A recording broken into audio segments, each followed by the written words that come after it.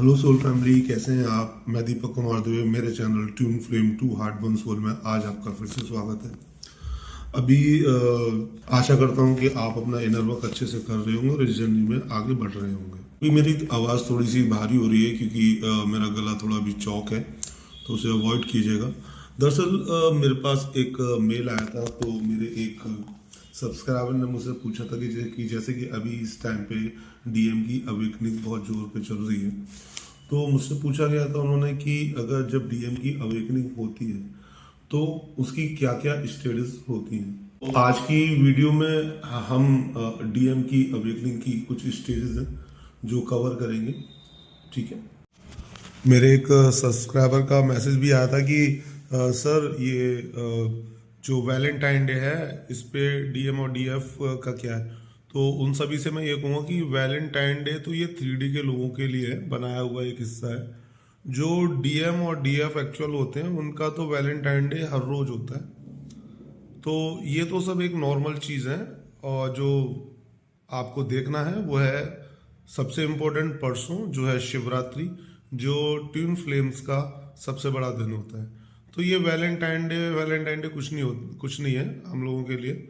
हम लोगों के लिए डेली वैलेंटाइन डे होता है, जितनी भी अपनी डीएफ और डीएम्स हैं। वैसे तो ये जो जर्नी है हमारी तब से ही शुरू हो जाती है जब से हमारा जन्म होता है। लेकिन हम लोग जानते नहीं है कि ट्विन फ्लेम जर्नी क्या है, ट्विन फ्लेम का कॉन्सेप्ट क्या है, ट्विन फ्लेम के बारे में हम कुछ जानते नहीं है। तो डीएम की अवेकनिंग तब स्टार्ट होती है जब डीएम को रियलाइजेशन होना शुरू हो जाता है इस जर्नी के बारे में। जब बबल फेस होता है, बबल फेस के बाद फिर सेपरेशन आता है। सेपरेशन के काफ़ी टाइम बाद जब डीएफ अपने ऊपर काम करती हैं, अपना इनर वर्क अच्छे से करती हैं, तब डीएम का हार्ट चक्रा ट्रिगर होता है, एक्टिवेशन में आता है। तब उनकी ये जर्नी स्टार्ट होती है, तब उनकी अवेकनिंग स्टार्ट होती है। तब डीएम को रियलाइज होता है कि ये जो जर्नी है ये 3D वर्ल्ड से कहीं ऊपर है, और उनको रियलाइजेशन होना शुरू हो जाता है इस जर्नी के लिए। उनको पहले से पता तो लगता है कि ये जो कनेक्शन है डीएम के साथ में, ये कुछ अलग कनेक्शन है, औरों से बिल्कुल डिफरेंट कनेक्शन है, लेकिन वो इसे एक्सेप्ट नहीं कर पाते और भागते रहते हैं। खुद से भी भागते हैं, अपने इमोशन से भी भागते हैं, 3D वर्ल्ड की चीज़ों में उलझे रहते हैं, अपनी डीएफ की वैल्यू नहीं करते, उसे इग्नोर करते हैं, क्योंकि वो डीएफ की एनर्जी से बहुत ज़्यादा फियर में आ जाते हैं कि कोई किसी को इतना प्यार कैसे कर सकता है। हो सकता है कि शायद इसको मुझसे कोई लालच हो, या ये मुझसे कुछ चाहती है या चाहता है, तो इसीलिए वो उससे रन करना शुरू करते हैं। लेकिन जब वो इस जर्नी में आगे बढ़ते हैं और डीएफ अपना एनर्जी देना बंद कर देती है और अपने ऊपर इनर वर्क अच्छे से करते हैं, तो उस टाइम पे डीएम का हार्ट चक्र जो होता है वो ट्रिगर होता है, उसे 3D वर्ड से भी ट्रिगर मिलते हैं, और वो हार्ट चक्र एक्टिवेशन में आता है। तब जाके डीएम को रियलाइजेशन होता है कि हाँ, ये कनेक्शन कुछ डिफरेंट है, ये जर्नी कुछ डिफरेंट है, ये 3D वर्ल्ड की चीज नहीं है।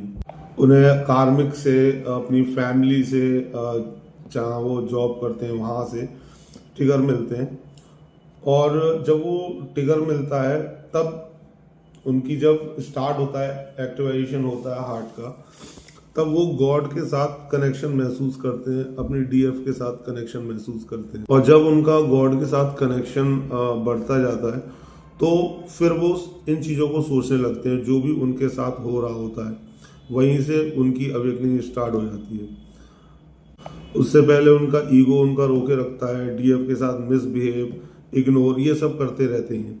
जब सोल शॉक लगता है, जब उनको सोल शॉक लगता है, हार्ट का ट्रिगर होता है, तब रियलाइजेशन आता है कि क्योंकि डीएफ अपने इनर वर्क बहुत अच्छे से कर चुकी होती है। फिर वो सोचते हैं कि उन्होंने जो किया वो गलत है, और जो अभी कर रहे हैं वो भी गलत है। अपने ईगो की वजह से डीएफ का ट्रू लव समझ नहीं पाए, और फिर जब ये रियलाइजेशन हो जाता है तो फिर उसके बाद वो डिवाइन के साथ और अपने डीएफ के साथ जो कनेक्शन है उसको रियलाइज करना शुरू कर देते हैं। उसके बाद जो उनकी सेकंड जो स्टेज आती है वो होती है स्टॉप रनिंग, यानी कि वो रन करना बंद कर देते हैं। इस फेज में वो भागना बंद कर देते हैं खुद से। खुद से जो भागते हैं, अपने इमोशन से भागते हैं, उस चीज से फिर वो भागना बंद कर देते हैं। डीएफ से नहीं, डीएफ से तो वो भागते ही रहते हैं फियर की वजह से, क्योंकि डीएफ की एनर्जी संभाल नहीं पाते वो, इसीलिए वो डीएफ से तो भागते हैं।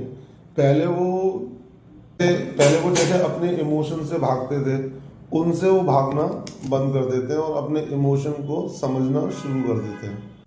फिर धीरे धीरे वो अपने डीएफ को समझने लगते हैं। कभी कभी जो डीएफ के बीच में थोड़ी बहुत बातचीत होती है, उनके साथ शेयर भी करते हैं, या कुछ डीएम जो बिल्कुल नो कांटेक्ट में होते हैं वो साइलेंट हो जाते हैं बिल्कुल। जब डीएफ रनिंग करना और चेजिंग करना बंद कर देती है और इनर वर्क पे ध्यान देती है, तब डीएम का ये स्टेज शुरू हो जाता है। तीसरी जो स्टेज होती है वो बहुत ही टफ स्टेज होती है, वो होती है कार्मिक से फाइट। इस स्टेज में जो भी डीएम के कार्मिक्स होते हैं, चाहे वो फैमिली में हो, चाहे वो उन्होंने किसी से शादी कर ली हो, या उनके ऑफिस में, उन सब से उनकी फाइट होना शुरू हो जाती है और उनसे उन्हें काफ़ी ट्रिगर मिलते हैं। यही वो स्टेज है जहाँ पर डीएम काफ़ी टाइम के लिए स्टक हो जाते हैं। जब उनकी अवेकनिंग स्टार्ट होती है तो सबसे पहले जो उनके कार्मिक होते हैं, चाहे वो फैमिली में हो, ऑफिस में हो, चाहे वो उनकी शादीशुदा जिंदगी में हो, तो सबसे पहले वही उनकी एनर्जी को ड्रेन करते हैं और वो उस टाइम पे बहुत लो वाइब्रेशन में आ जाते हैं। कार्मिक उनको बहुत ज़्यादा परेशान करते हैं। तब उनके दिमाग में यही आता है कि ये क्या हो रहा है, ये सब मेरे साथ ऐसा क्यों कर रहे हैं।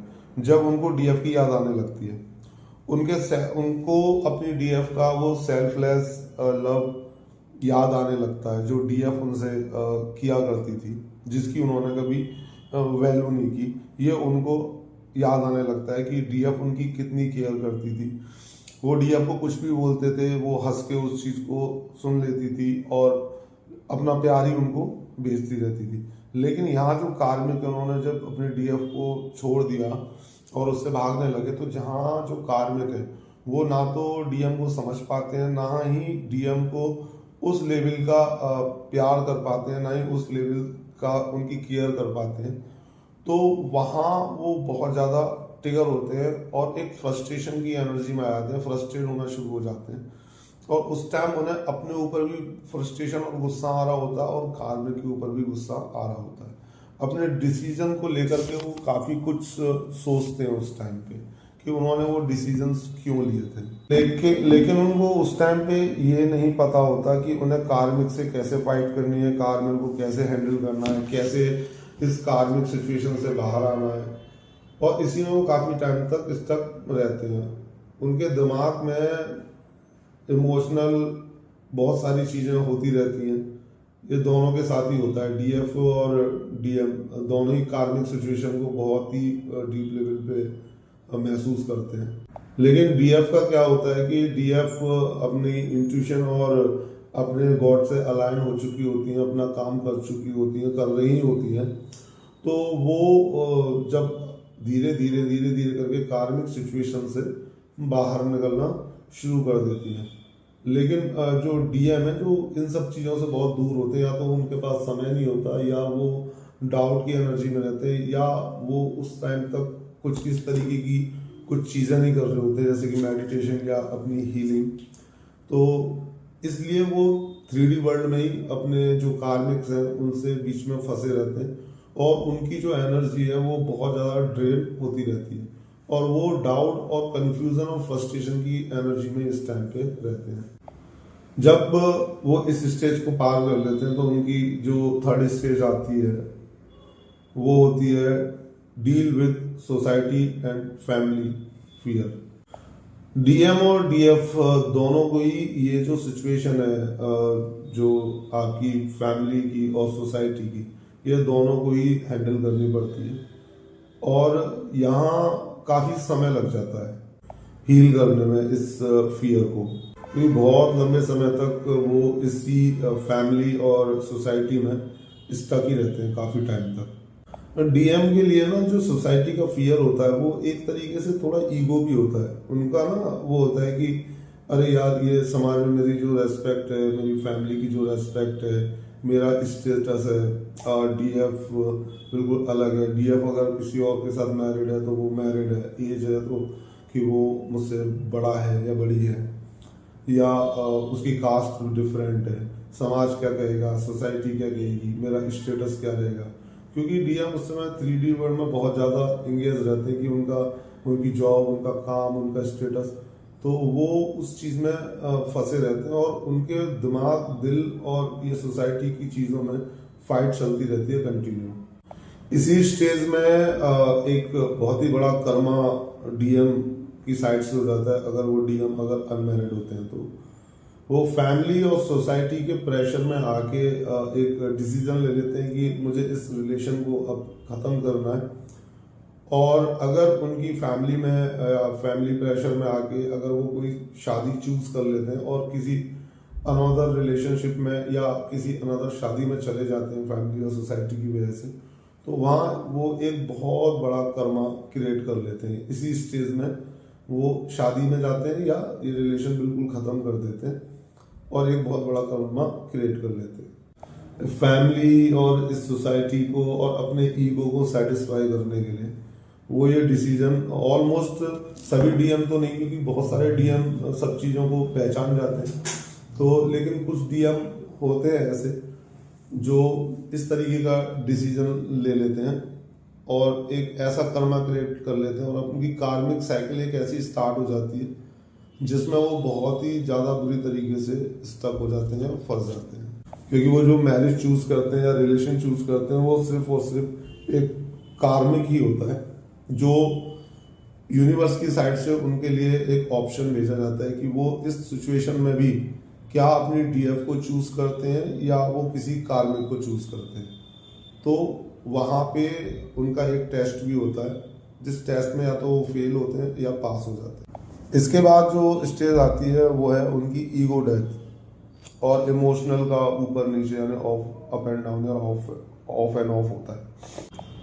और जब वो कार्मिक मैरिज में या कार्मिक रिलेशन में चले जाते हैं अपनी फैमिली और अपने सोसाइटी और ईगो को सेटिस्फाई और खुश करने के लिए, तब उनको वहाँ ट्रिगर मिलने शुरू होते हैं और कुछ ऐसा महसूस करने लगते हैं कि ये तो डीएफ के साथ मैं कर चुका हूँ। उनके शरीर तो वहाँ होता है लेकिन उनकी जो सोल कभी भी उस कनेक्शन को एक्सेप्ट नहीं करती, उनको सेटिस्फेक्शन नहीं मिलता, उनको सेटिस्फाइड नहीं होते उस रिलेशन से। उनकी सोल उस टाइम पे जब वो उस डिसीजन को ले रहे होते हैं या कार्मिक मैरिज में जा रहे होते हैं, रिलेशन में, तो सोल उनको इंडिकेट कर रही होती है कि ये तुम गलत कर रहे हो, ये चीज़ सही नहीं है। लेकिन वो उस जो उनकी इंट्यूशन होती है, जो उनकी सोल कॉलिंग होती है, उसको वो डिनाइड कर देते हैं, इग्नोर कर देते हैं उस टाइम पे, जब वो कार्मिक वाली फाइट की स्टेज में चल रहे होते हैं, जब वो नया रिलेशन चूज कर रहे होते हैं उस टाइम।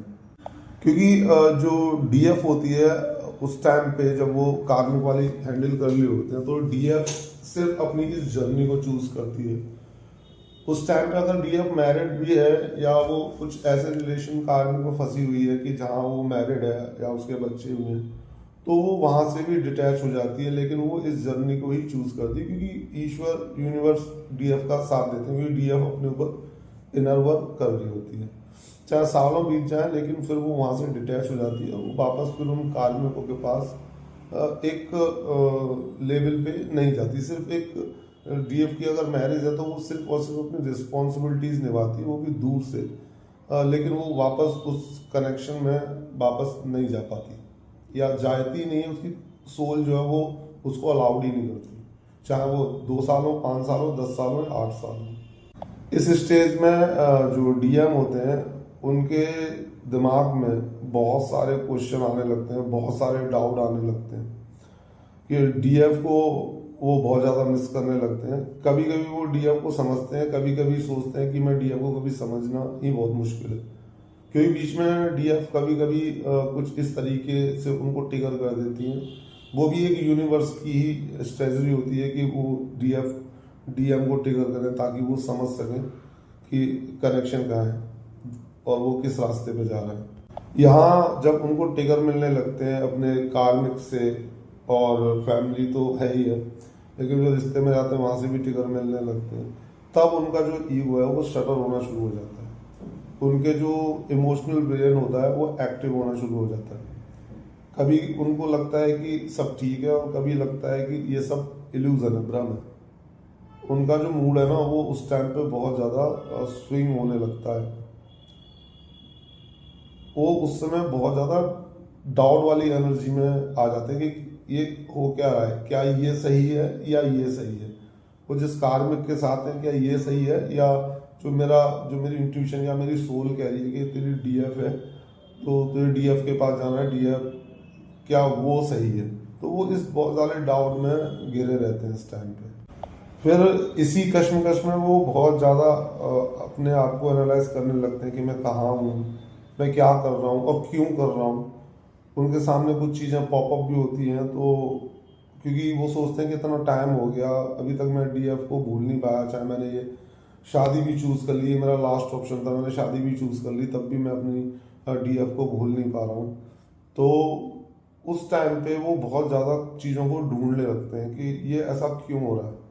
यहाँ वो गॉड के साथ अलाइन होने की कोशिश करने लगते हैं। वो मतलब भगवान के साथ जुड़ना शुरू करने की कोशिश करते हैं अपनी जीतों, क्योंकि वो बिल्कुल तरीके से टूट रहे होते हैं। उनकी वो बहुत लो वाइब्रेशन में जा रहे होते हैं, क्योंकि उनकी जो शरीर है वो तो उनके कार्मिक के साथ होता है, लेकिन उनकी जो बॉडी है, सॉरी जो उनकी जो सोल है, वो सोल उस कनेक्शन को अलाउड ही नहीं करती। वो एक तरीके से उनकी जो बॉडी होती है उनको ऐसा फील होता है कि एक जैसे कि जिंदा लाश, एक शरीर चल रहा है, बस मेरी सोल मेरे अंदर है नहीं, मेरी सोल कहीं और है। अब वो अपनी उस सोल कॉलिंग को महसूस करना शुरू कर देते हैं। यहाँ उनकी जब अवेकनिंग स्टार्ट फिर थोड़ा सा हाई लेवल पे शुरू हो जाती है। जब वो गॉड के साथ अलाइन होते हैं तो उनकी फिर जब अवेकनिंग है जो वो हाई लेवल पे शुरू हो जाती है। उसके बाद वो फिर और जो चीज़ें हैं जो करनी चाहिए ढूंढते हैं, सर्च करते हैं, उनके सामने चीज़ें आनी शुरू होती हैं और वो उन चीज़ों को थोड़ा धीमे धीमे करना शुरू कर देते हैं। फिर अगली जो स्टेज आती है वो होती है उनकी शेयरिंग लव और emotional and all with DMs.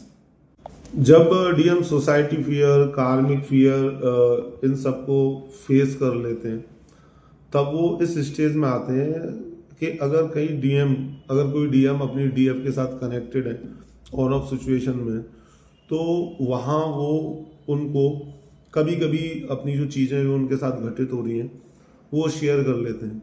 लेकिन अगर वो नो कांटेक्ट में होते हैं तो उस टाइम पे वो बिल्कुल साइलेंट हो जाते हैं। लेकिन उनको अब कार्मिक का या अपनी फैमिली का, सोसाइटी का जो फियर है वो ख़त्म होना शुरू हो जाता है। वो ऑलमोस्ट उनका वो फियर ख़त्म हो जाता है, क्योंकि वहाँ तक आते आते वो बहुत कुछ देख चुके होते हैं, सीख चुके होते हैं, अपने ऊपर काम भी करना शुरू कर देते हैं। यहाँ पे जो कांटेक्ट में नहीं है वो अपनी एनर्जी के थ्रू अपने डीएफ को अपना लव और अपने इमोशंस एनर्जी के थ्रू सेंड करना शुरू कर देते हैं।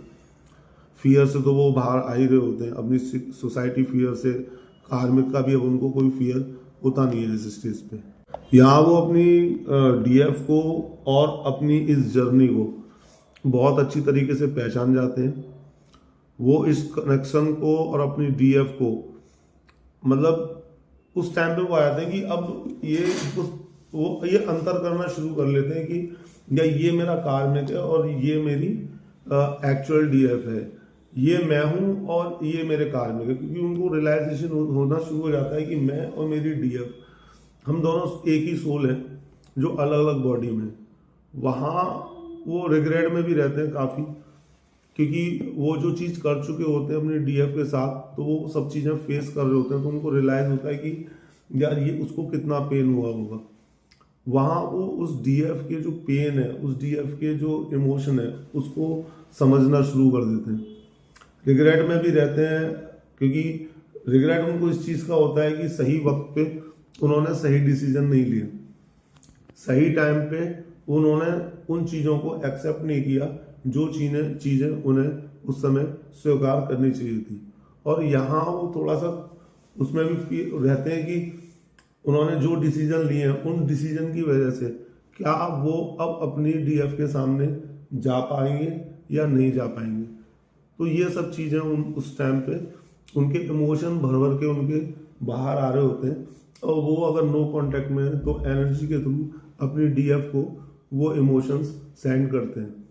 वहाँ वो डीएफ को जब वो रिसीव होते हैं, क्योंकि सोल तो एक ही है, तो वो उस चीज़ को समझना शुरू कर देती है।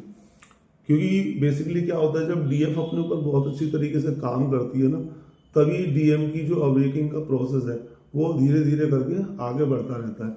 जहाँ डीएफ अपना जो चीज़ें, अगर डीएफ अपने ऊपर काम करना बंद कर दे तो वहाँ डीएम की जो अवेकनिंग है वो रुक जाती है। फिर वो समझ जाते हैं कि ये जो कनेक्शन है ये नॉर्मल कनेक्शन है, मेरी डीएफ मेरी है और मैं अपनी डीएफ का हूँ, हम दोनों एक ही हैं। ये कनेक्शन 3D वर्ल्ड का नहीं है, ये कनेक्शन यूनिवर्स का है, और यूनिवर्स ने ही हमें ये कनेक्शन दिया है, और वो ही मेरी रियल काउंटर पार्ट है। इसके बाद जो स्टेज आती है, फाइनल स्टेज है, वो है सरेंडर एंड एक्सेप्ट। अब यहाँ पर ना दोनों ही डीएम और डीएफ जितनी भी चीज़ें बची होती हैं उनकी लाइफ में, दोनों डिवाइन को सरेंडर कर देते हैं और एक्सेप्ट कर लेते हैं कि लाइफ सिर्फ ऐसी नहीं हो सकती, ये लाइफ किसी और उद्देश्य से हम लोगों का जन्म हुआ है। हमें जो डिवाइन ने एक सोल पर्पस के लिए इस धरती पे भेजा है, और वो हमें 3D वर्ल्ड में नहीं 5D वर्ल्ड में बैलेंस बना के अपने डीएफ और डीएम दोनों को एक साथ मिलके वो हमें पर्पस करना है। डीएम डीएफ को एक्सेप्ट करते हैं, हर चीज एक्सेप्ट करते हैं, खुद को फॉरगिव करते हैं। डीएफ को अगर कोई दिक्कत होती है तो डीएफ को फॉरगिव करते हैं, वहीं डीएफ भी अपने डीएम को फॉरगिव करती हैं और खुद को फॉरगिव करती हैं, और वो भी डीएम को एक्सेप्ट करती हैं। डीएम चाहे किसी भी कंडीशन हो, चाहे डीएम ने कुछ भी किया हो डीएफ के साथ में, लेकिन उस समय यूनिवर्स कुछ इस तरीके से प्लान करते हैं कि जो डीएफ की इतनी हीलिंग हो जाती है कि डीएफ का जो हार्ट चक्र है वो ओपन हो जाता है, और डीएफ के अंदर एक अनकंडीशनल लव आ जाता है सबके लिए।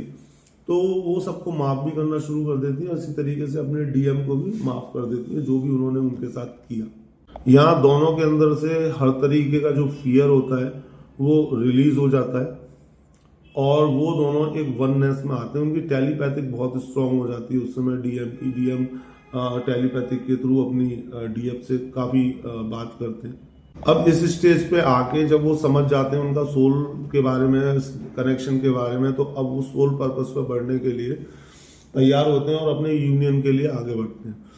फिर वो एक सही अपनी सिचुएशन के अकॉर्डिंग एक सही टाइम का वेट कर रहे होते हैं डीएफ से कांटेक्ट करने के लिए और इस जर्नी में आगे बढ़ने के लिए।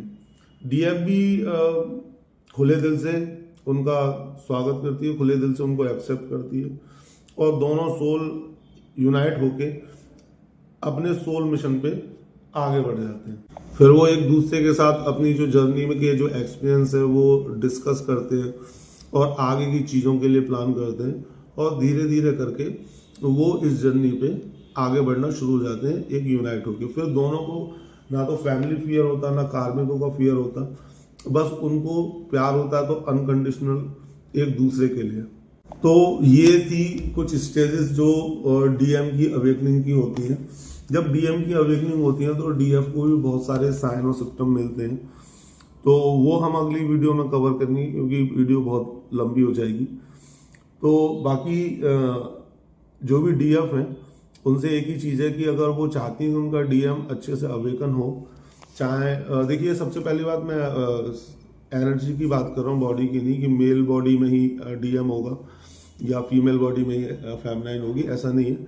मेल में भी फेमिनाइन होती है और फीमेल में भी मस्कुलाइन होता है, एनर्जी के ऊपर डिपेंड करता है।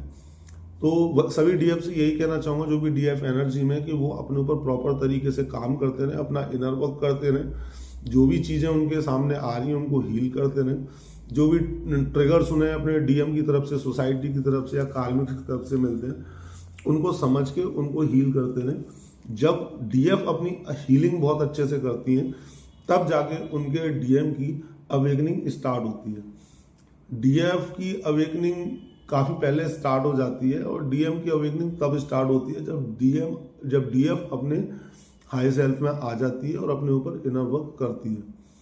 तो जितनी भी डीएफ हैं उनसे यही है कि अपने ऊपर काम करते रहें और इस जर्नी में आगे बढ़ते रहें।